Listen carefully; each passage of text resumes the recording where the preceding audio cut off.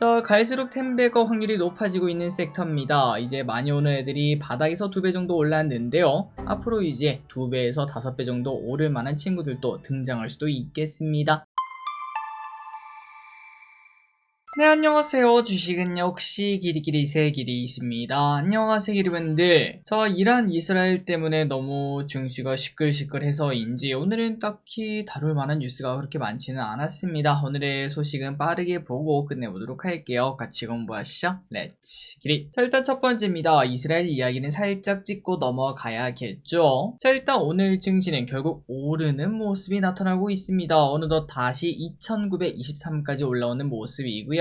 주말 사이에 시장에서는 오만 걱정을 다하고 검증도 안 된 뉴스가 여기저기서 돌아다니고 최악의 상황을 생각하면서 유가가 뭐 100달러 가니 120달러 가니 130달러 가니 그런 얘기가 나타나는 걸 확인할 수 있었지만, 하지만 저 기릿은 뭐 긍정적으로 생각하는 사람이기도 하지만, 그런데 이번에는 조금 더 확신을 가지고 이거는 뭐 큰 악재가 아니다 라고 생각을 하고 있었습니다. 그런 식으로 이제 공포를 조장하는 거는 뭐 대부분 어그로, 그리고 또 조회수 장사라고 생각하는 편이에요. 자, 그렇다면 이번에 특히 더 심각하게 생각하지 않은 이유가 뭔가 라고 봤을 때, 일단 첫 번째, 지금이 강세장이라는 겁니다. 주식 투자를 하면 느낌이 오실 거예요. 강세장에는 어떤 소식이든 전부 다 호재가 되는 걸 확인할 수 있고, 그 반대로 약세장에서는 뭐가 나와도 악재가 되는 걸 확인할 수 있습니다. 그런데 지금 왼쪽 코스피 차트 보다시피 이걸 보고 강세장이 아니다 라고 말할 수 있는 사람은 없을 것 같습니다. 그렇기 때문에 이번에 나온 악재, 물론 전쟁이라는 그 부담감이 있긴 하지만 그 악재가 과연 이 호재장을 한 번에 깰 수 있을까라는 생각을 했고, 그리고 중요한 것은 악재는 연속되면 연속될수록 그 힘은 약해집니다. 이스라엘과 이란의 싸움은 이미 작년에 한 차례 한 적이 있었죠. 그렇기 때문에 이번에는 그 영향이 크지 않을 거라고 생각을 했고요. 그리고 대부분의 전쟁은 단기 노이즈로 끝난다는 게 중요할 것 같습니다. 물론 어제도 말씀드렸다시피 뭐 1% 확률로 전쟁이 뭐 더 커질 확률, 그런 것들도 분명 존재하고 있겠죠. 세상에 절대는 없으니까요. 그런데 그런 것들 다 생각하면은 주식 투자할 수가 없습니다. 매번 최악을 생각하면은 언제 어디서든 뭐 전 세계 돌림병이 한 번 더 돌고 갑자기 뭐 글로벌적으로 뭐 지진이 나면서 모든 산업기지가 부서지고, 그런 것들 생각하면은 주식 투자를 할 수가 없겠죠. 그렇기 때문에 저 기릿은 그런 것들은 변수니까 배제를 해야 된다고 보고, 그렇기 때문에 이번에는 그렇게 큰 악재가 아니다 라고 생각을 하고 있었습니다. 결국 오늘 주가가 또 오르는 걸 확인할 수 있죠. 그리고 이 와중에 대신증권에서도 호르무즈 해협 봉쇄는 불가능하다라고 얘기가 나왔습니다. 아마도 기름들 주말 사이에 이란이 분명 이번에는 호르무즈 해협을 봉쇄할 것이다, 이러한 이야기를 많이 보셨을 것 같은데요. 하지만 대신증권이 불가능하다라고 말한 이유가 뭔가 봤더니, 호르무즈 해협을 막게 되면 일단 미군 개입을 불러일으킬 수 있다고 합니다. 이란이 원하는 상황이 아니겠죠. 그리고 또한 이란 무역 자체가 일단 가장 먼저 타격을 받게 되기 때문에 진짜 말 그대로 최후의 수단이다 라고도 말을 해볼 수 있겠죠. 그리고 또 과거부터 호르무즈 해협 이러한 이제 협박을 한 적은 있었지만 실제로 행한 적이 없었기 때문에 이번에도 불가능할 것, 요렇게 본다고 합니다. 자, 물론 그렇다고 앞으로 그럼 하락이 끝입니까? 다시 뭐 코스피 뭐 3000, 3100 이렇게 갑니까? 그렇게 말하긴 어렵습니다. 일단은 증시가 많이 올라온 와중에 악재라는 게 등장하면서 사람들이 섣불리 매수하지 못하게 막고 있는 건 사실이긴 하거든요. 그럼에도 이제 오늘 같은 날 봤을 때 하루 만에 이렇게 올라올 때는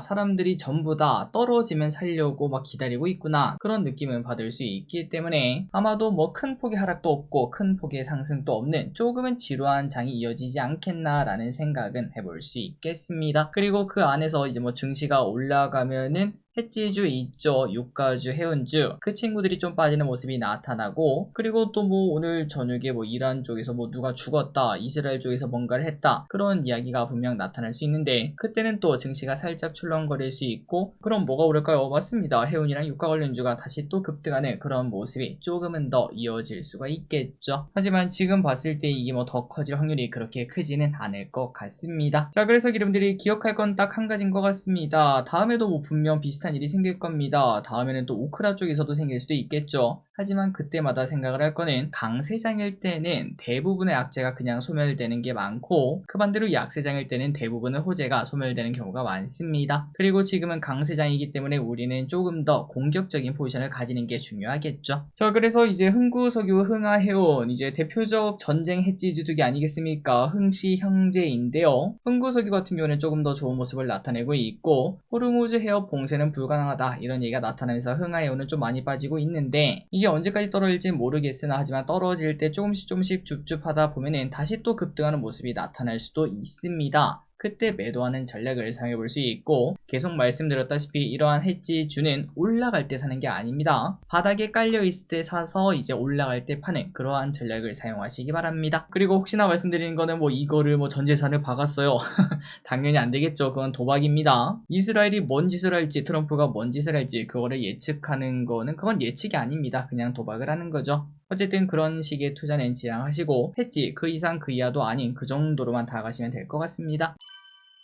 다음입니다. 트럼프 개입 가능성. 트럼프가 원하는 노벨 평화상을 여기서 노리게 될까요? 트럼프 대통령이 이스라엘과 이란의 충돌을 중재할 수도 있다는 이야기가 솔솔 들려오고 있습니다. 오늘부터 열리는 G7 회의에서 관련 이야기가 나올 수도 있다고 하는데요. 또한 이번 G7에서는 다른 이야기도 기대감이 크다고 합니다. 관세 이야기도 분명 등장할 것이며 우리나라도 참석했기 때문에 어떠한 협상이 나타날지도 관심이라고 하네요. 그리고 이번 G7에 젤렌스키 대통령이 올 수도 있다고 하는데 만약 젤렌스키 대통령이 오면은 이 대통령이랑 처음으로 만나게 되는 거겠죠. 여기서 어떤 얘기가 나타나는가 혹시나 재건에 대한 그런 소식이 나타날지도 관심있게 보도록 하겠습니다. 그래서 그런지 오늘 재건주가 조금 오르더라고요. 다음입니다. LG CNS 진작 좀 가주지. 네, 올해 초에 저희를 좀 힘들게 했던 LG CNS 결국은 이제야 하늘 높이 날아가는 모습입니다. 어느덧 7만원까지 왔죠. 저도 오랫동안 물려있다가 드디어 매도를 할 수 있을 것 같고 이번 주 내로 매도를 할 생각입니다. 자, 그렇다면 올라간 이유가 뭐냐? 여기서도 이 단어가 등장하네요. CBDC 사업 추진에 따른 기대감이 나타나면서 상승이 폭발적으로 나타나고 있습니다. 자, 앞으로 더 쭉쭉 올라가길 바라고 그리고 제가 이 LG CNS를 매도한다고 말한 거는 저 그냥 공모주로 받은 거 한 게 있죠. 그거 매도한다는 겁니다. 이 기업의 좋고 나쁨을 얘기하는 게 아니라는 거 참고하시면 될 것 같습니다. 다음입니다. CBDC 이야기를 했으니까 이것도 한번 보도록 할게요. 스테이블 코인 관련주, STO 관련주는 계속 관심 가지자. 자, 갈수록 텐베거 확률이 높아지고 있는 섹터입니다. 이제 많이 오는 애들이 바닥에서 2배 정도 올랐는데요. 앞으로 이제 2배에서 5배 정도 오를 만한 친구들도 등장할 수도 있겠습니다. 자, 스테이블 코인은 지난주에 우리가 공부했다시피 가격 고정 코인입니다. 우리나라 정부에서 민다는 이야기가 나오고 있으며 마침 미국에서도 스테이블 코인 관련주가 연일 급등하는 모습이죠. 그리고 STO 작년 말에 열심히 공부했고 계엄 때문에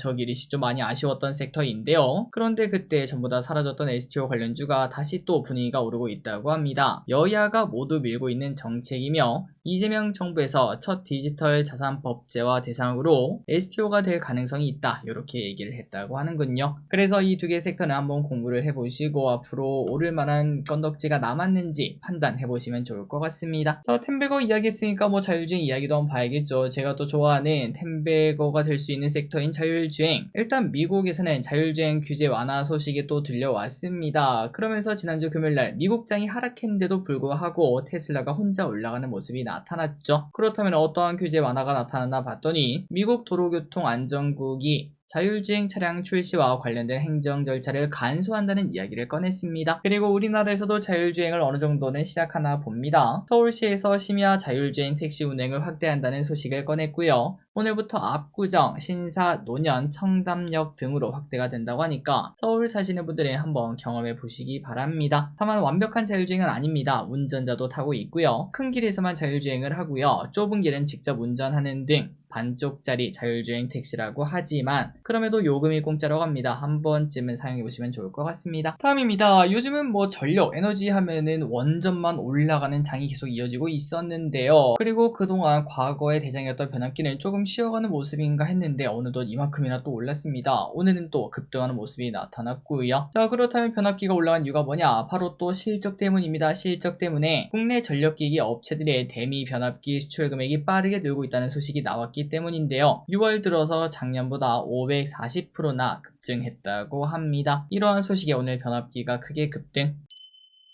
다음입니다. 반도체에 관심을 가지자라는 이야기가 계속 나타나고 있습니다. 대신증권에서 반도체 산업에 대한 이야기를 했는데요. 지금 우리나라 2분기 실적은 원달러 환율이 하락하면서 실적이 줄어들 것으로 보인다고 하는데 이 와중에도 반도체 업종의 실적은 좋을 수가 있다고 합니다. 자, 실적이 좋아진 건 심플하다고 합니다. 메모리 가격 상승 그리고 출하량 때문에 개선된 실적을 예상한다고 하는데 그렇기 때문에 반도체에 관심 있게 보라고 하고 그리고 반도체에 대해서도 심텍 TLB 등 기판 관련 주식을 관심 있게 보라고 합니다. 자, 왼쪽에 심텍 보시면은 차트가 정말 이쁘더라고요. 한번 체크해 보시면 좋을 것 같아요. 마지막 소식입니다. 주말에 미국에서는 특별한 모습이 나타났다고 합니다. 일단 트럼프의 생일이 이번 주말에 있었는데요. 아이러니하게도 그날이 또 미국 육군 창설 250주년이랑 똑같았다고 합니다. 그래서 마치 트럼프를 위해서 그러한 열병식을 하는 것처럼 북한 같은 열병식을 미국에서 보게 되었다고 하네요. 자, 그런데 여기에 대해서 이것도 반발이 나왔나 봅니다. 반트럼프 시위가 더 크게 확산되고 있으며 시위 이름은 노킹스라고 하죠. 트럼프가 너무 왕처럼 행동하고 있다는 것을 빗댄 이름인 것 같습니다. 그래서 이 시위는 필라델피아, 뉴욕, 시카고 등 주요 도시를 중심으로 커지고 있으며 2020년에 일어난 흑인 목숨도 소중하다 시위 있죠. 그때 이후 최대 규모로 현재 커지고 있다고 합니다. 미국도 진짜 시끌시끌하네요. 자, 오늘의 공부 여기까지 끝났습니다. 항상 이렇게 같이 공부해서 진심으로 감사합니다. 지금까지 길이셨습니다. 빠이요.